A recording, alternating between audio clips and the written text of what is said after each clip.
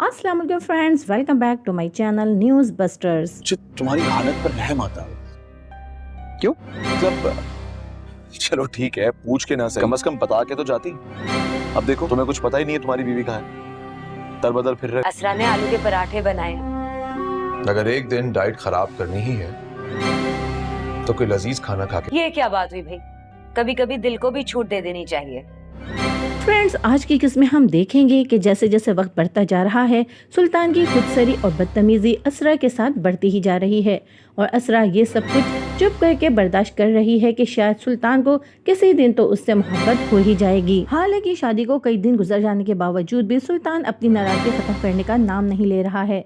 सुल्तान के माँ और बाप दोनों उससे कहते हैं कि अब तो अपनी नाराजगी खत्म कर दो, जिस पर सुल्तान उनसे कहता है कि शुक्र करें कि मैं सिर्फ उससे नाराज हूँ, मैंने आपकी बहू को अभी तक उसके घर नहीं भेजा है। अगली किस्त में हम मजीद देखेंगे कि असरा आलू के पराठे बनाती है।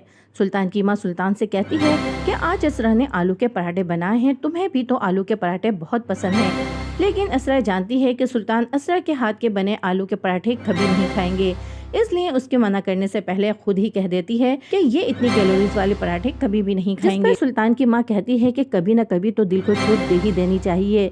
सुल्तान की माँ भी दिल से चाहती है कि वो भी असरा के साथ अपनी नाराजगी को खत्म कर ले। जिस पर सुल्तान असरा को मस्जिद जलाने के लिए कहता है कि अगर अपनी डाइट खराब करनी ही है तो कोई लजीज खाना ना खा लूं।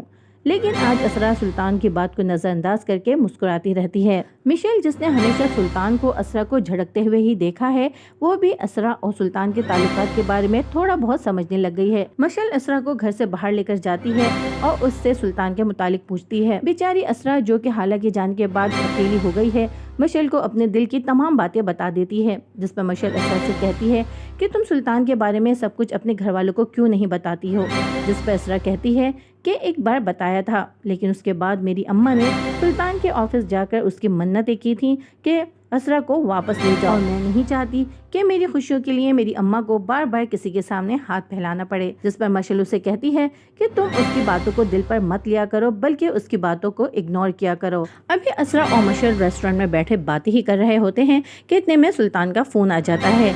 जिस पर मशल के समझाने पर असरा सुल्तान से कहती है कि मैं अभी बाहर हूँ और आपसे थोड़ी देर बाद बात करूंगी, और ये कहने के बाद फोन लाइन काट देती है। मशल असरा को समझाती है कि तुम सुल्तान की बातों को बिल्कुल दिल पर मत लिया करो, वो चाहे तुम्हारी लाख बुराई करे, लेकिन तुम सच समझ के उसके आसपास रहा करो, इस तरह उसे अपनी मौजूदगी का एहसास दिलाया करो।